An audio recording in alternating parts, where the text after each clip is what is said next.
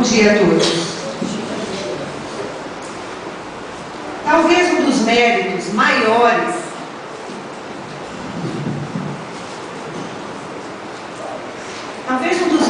maiores da doutrina espírita seja justamente aquele de proporcionar a todos nós uma visão diferenciada da vida, uma visão mais ampla, um ponto de vista mais privilegiado.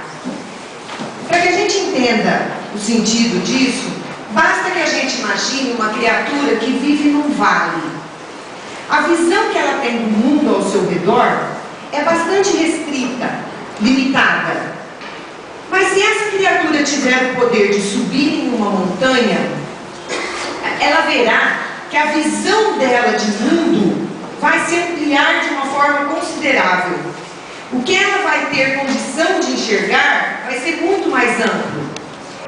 A doutrina espírita veio justamente com essa finalidade: permitir a todos nós subir na montanha do conhecimento, para adquirirmos uma compreensão maior de muitos assuntos na vida.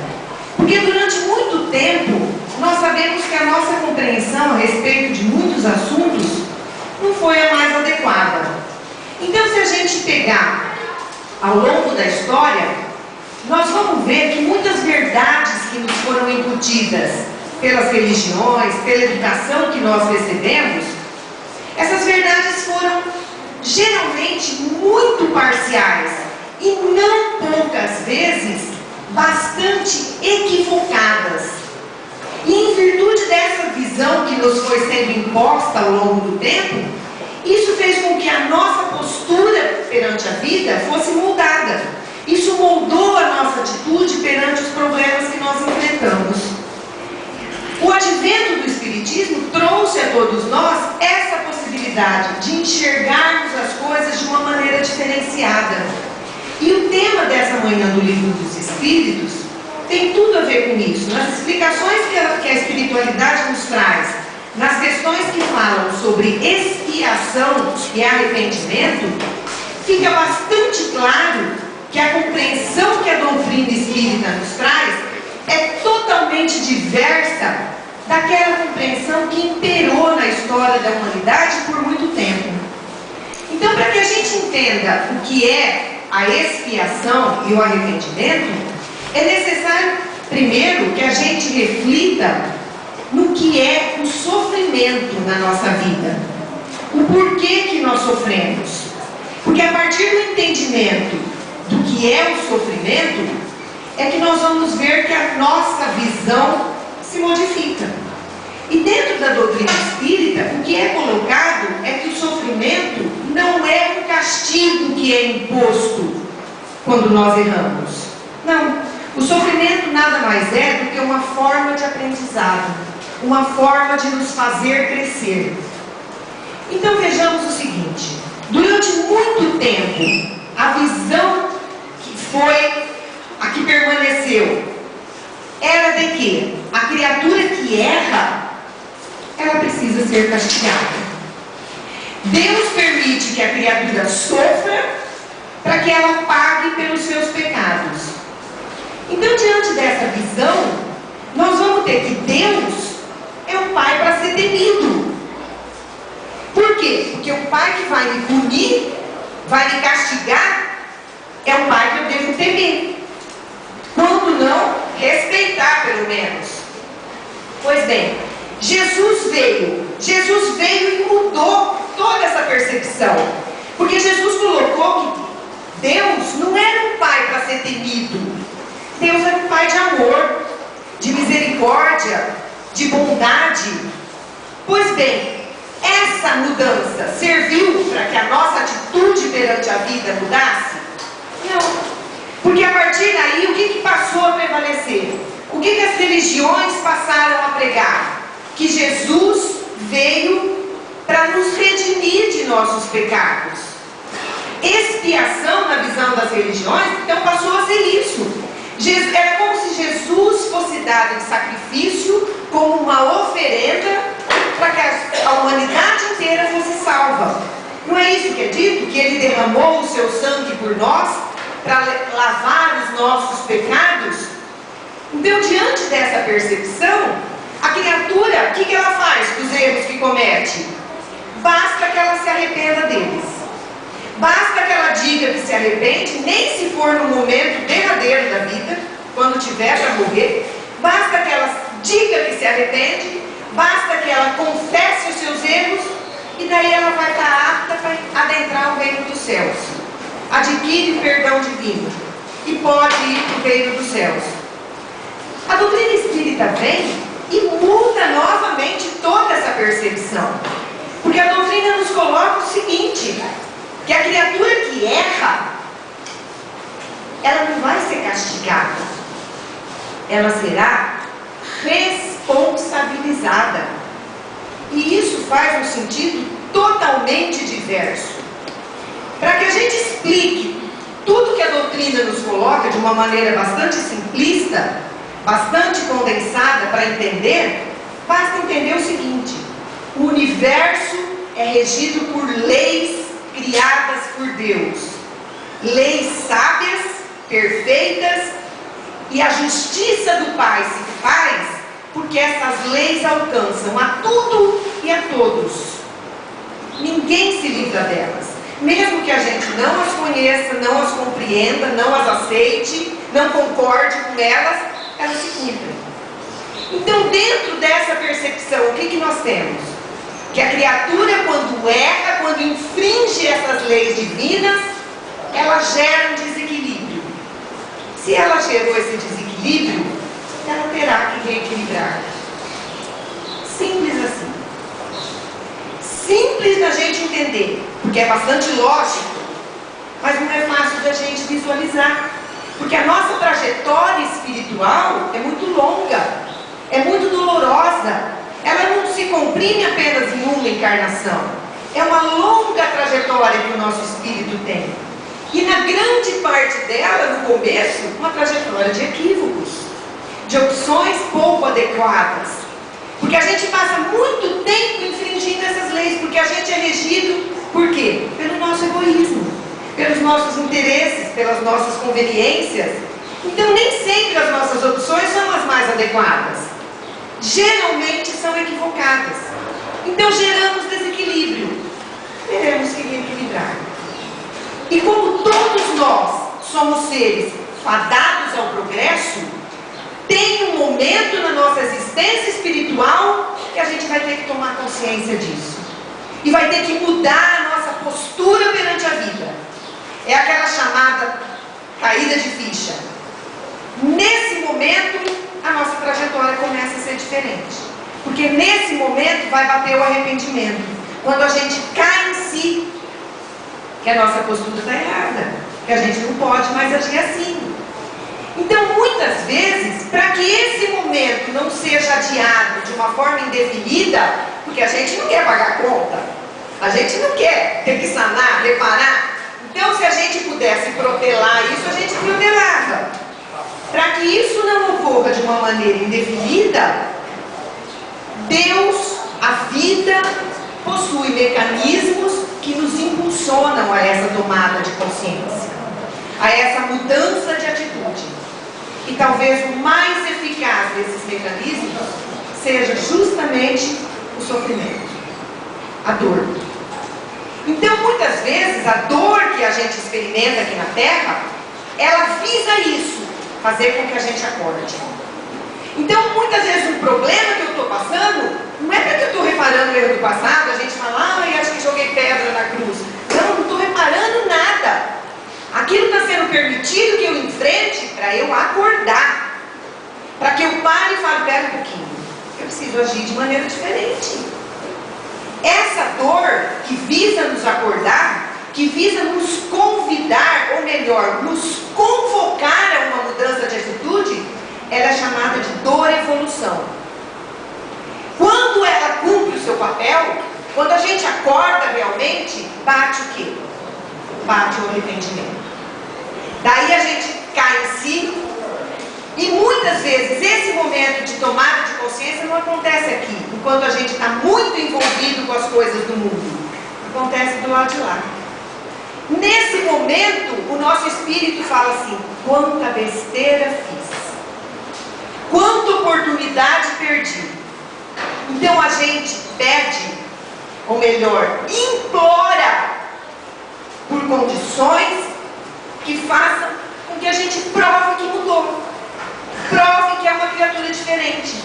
Então nós nos candidatamos a voltar para cá para reparar o mal que fizemos. Nos sujeitamos a determinadas provas. É a chamada dor provação, que a gente se sujeita para mostrar que agora é uma criatura diferente, que a gente quer consertar o mal que fez. Só que o que acontece quando a gente volta para cá? A gente não se lembra disso. E diante dos problemas, das dificuldades, das dores, a gente recua. A gente reclama, a gente se desespera, a gente se torna descrente porque a gente acha que não merecia aquilo e que Deus não existe. A gente blasfema contra Deus e com isso a gente não cumpre o papel dessa dor-provação, que nada mais é do que aquilo que o nome diz, uma prova, um teste a que nós estamos nos submetendo. Não conseguimos passar nessa prova, retornamos. A única solução para que o nosso espírito progrida, então, é nós nos submetermos a dores que nos são impostas. Não como castigo, mas como forma, muitas vezes, de não fazer com que a gente caia mais, se endivide mais perante a lei. Então são dadas a nós situações muitas vezes muito dolorosas, mas que vão evitar que a gente erre mais, vão permitir que a gente se transforme de fato. É a chamada dor expiação. No livro Ação e Reação é contado o caso de um anão chamado Sabino. Um anão que ele está num estado encarnado aqui, num estado de total idiotia, totalmente aliado da realidade, totalmente com o corpo deformado. E esse espírito era um espírito muito endividado perante a lei. Muitos inimigos ele conquistou. E a espiritualidade se valeu de um momento de arrependimento que ele teve nas trevas para resgatar esse espírito, levá-lo para o hospital no plano espiritual, submetê-lo a um processo de hipnose profunda e permitir que ele reencarnasse através de uma mulher que no passado havia sido sua comparsa nos crimes. Então esse espírito reencarnou e encarnado aqui sem nenhuma lucidez, é como se ele estivesse hibernando, como se ele estivesse dando uma pausa na sua luta, como se ele estivesse escondido no corpo, para que ele sedimentasse alguns valores, adquirisse forças e na sequência ele começasse a reparar o mal que fez. Então vejam, quando a gente encara uma situação dessa, a primeira coisa que a gente pensa: onde está Deus? Porque Deus permite tanto sofrimento, se a criatura nem lucidez tem para entender? A gente não consegue enxergar a misericórdia de Deus nisso. A gente não consegue enxergar que onde está muito ruim, poderia estar muito pior, se não fosse a misericórdia do Pai. Muitas vezes essas dores vêm para que a gente não erre mais. O espírito de Joana d'Arc, ele narra no livro, quando ele conta a sua história, ela narra que ela esperava chegar aqui e encontrar toda uma estrada larga, rodeada de flores, que a conduziriam aos seus objetivos. Mas ela fala que o que ela encontrou foi muito diferente. Foi uma estrada cercada de espinhos. Só que lá na frente, ela enxergou que esses espinhos, embora tenham sido muito dolorosos, foram eles que a impediram de cair nos precipícios que a rodeavam. Então muitas vezes a dor que eu estou enfrentando é para que eu não caia mais. Por aí a gente consegue perceber que a dor se manifesta na nossa vida por razões diferentes, mas todas elas visam uma coisa só: o nosso crescimento, a nossa evolução. Em nenhum momento nós falamos de uma dor que nos é imposta como castigo, mas o que essa dor precisa gerar na gente? Não é aquela postura que a gente acredita ser resignação, de falar assim, então eu tenho que sofrer, eu tenho que aguentar, porque eu estou aqui para isso. Não, isso não é resignação. Aceitar o sofrimento, pura e simplesmente, é só sofrer. E Deus não quer que a gente sofra. Deus não nos criou para sofrer. Deus nos criou para evoluir, para ser feliz, para aprender. A gente não precisa aprender através do sofrimento. A gente pode aprender através do trabalho, do amor, da consciência que a gente busca, da disciplina que a gente se impõe. A gente não precisa aprender só com o sofrimento. Então, sofrer só pura e simplesmente, de nada adianta para o nosso espírito. O sofrimento tem que promover em nós uma mudança. E uma mudança para melhor.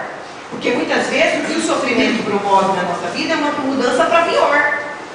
A gente enfrenta uma situação difícil e depois disso é uma criatura mais fria, mais insensível, ou então mais revoltada, ou então depressiva, porque a gente se entrega, descrente, porque a gente acha que é vítima e não merecia. Não, o sofrimento visa nos fazer crescer. E esse crescimento só vai acontecer se de fato houver o arrependimento. Mas o arrependimento não tem nada a ver com culpa, que só gera o remorso. Remorso nos paralisa, nos coloca numa condição que vai nos conduzir a um processo depressivo na sequência. Não. O arrependimento é alguma coisa que nos impulsiona a uma transformação. Se eu tomei, arrependimento tem a ver com consciência. Eu tomo consciência que errei, pera lá, então eu vou consertar. Como que eu faço isso? Então o que eu preciso buscar a partir do meu arrependimento é a mudança, é a transformação. E esse arrependimento sincero é muito raro. Não é essa coisa da gente dizer, estou arrependido. Não. Se a gente está arrependido e não muda, é porque não se arrependeu.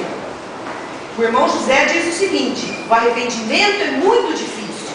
E muitas vezes o espírito leva muito mais tempo para admitir um erro e para assumir esse erro do que propriamente para reparar esse erro. Então vejam bem como essa tomada de consciência é necessária. Porque é só a partir dela que a gente muda. E isso não pode gerar em nós essa culpa que eu falei, porque isso vai nos paralisar. Ela precisa gerar em nós essa vontade de consertar, porque é isso que faz de nós criaturas melhores. É isso que vai dar a todos nós o entendimento necessário para a gente aliar o conhecimento que a doutrina nos traz e passar a entender que não são as circunstâncias da nossa vida que devem ditar a maneira como a gente age. Somos nós que, transformados, temos condição de mudar as circunstâncias. Então, tudo na nossa vida visa isso: não nos castigar, não nos colocar no sofrimento, visa nos fazer evoluir. Conta-se que certa vez um ferreiro estava na sua oficina trabalhando. Esse ferreiro havia sido um homem que havia abusado de todas as formas, havia cometido na vida todos os excessos. Mas chegou um momento da sua trajetória que ele caiu em si. E ele viu que ele não podia continuar com aquela postura perante a vida. E ele então procurou a Deus. E ele encontrou na doutrina espírita as explicações que ele buscava para tudo que na sua vida ganhasse um sentido diferente. Só que não bastou que ele começasse a pautar a sua vida dentro dos preceitos de amor e caridade que a doutrina trouxe para ele. Porque os sofrimentos continuaram acontecendo em sua vida. Apesar dele muito trabalhar e muito se empenhar em cumprir aquilo que a doutrina colocava e que ele aceitava, ele continuava sofrendo. E às vezes de uma maneira até mais penosa. E certa vez ele foi visitado em sua oficina por um amigo que se compadecia da sua situação. E o amigo disse a ele: eu não quero enfraquecer a sua fé, mas é engraçado, você já parou para pensar que depois que você começou a buscar o mundo espiritual, Parece que os seus problemas se agravaram, tua vida está ainda mais atribulada, nada melhorou, ao contrário, muita coisa piorou. Será que isso faz sentido? Esse ferreiro ficou quieto por algum tempo, porque ele também havia refletido muito sobre isso. Ele havia pensado muito sobre isso. Mas ele já havia encontrado uma explicação. E ele então procurou, dentro daquela oficina, mostrar àquele amigo que ele havia entendido. Ele disse ao amigo o seguinte: veja bem, você está dentro da minha oficina, e aqui eu recebo uma chapa de aço, e o objetivo é que eu transforme essa chapa de aço em uma espada. Você sabe como isso ocorre? Essa chapa de aço é submetida a um calor infernal, até que ela fique incandescente, vermelha. A partir daí, eu começo a aplicar nessa chapa incandescente o mais forte dos meus martelos. E vou dando marteladas até que essa chapa adquira a forma desejada. Após isso, eu mergulho esse instrumento dentro de um balde de água fria. A oficina inteira se enche com vapor. E é como se aquela placa começasse a estalar, reclamando dessa mudança súbita de temperatura. E esse processo eu não faço só uma vez. Eu repito muitas vezes, até que eu consiga um instrumento perfeito. Diante de tudo que eu aprendi hoje, eu entendo que é isso que Deus faz conosco. As adversidades e os problemas que enfrentamos na vida visam fazer com que a gente adquira, vá em busca de uma forma melhor. A gente caminhe no sentido de alcançar a evolução que nos é possível. Todos nós somos submetidos ao fogo das aflições, às marteladas que a vida dá, ao frio das desilusões. Mas se Deus permite tudo isso, é porque Ele sabe que essas adversidades visam nos transformar em algo melhor. Que Deus nos auxilie na compreensão dessa mensagem.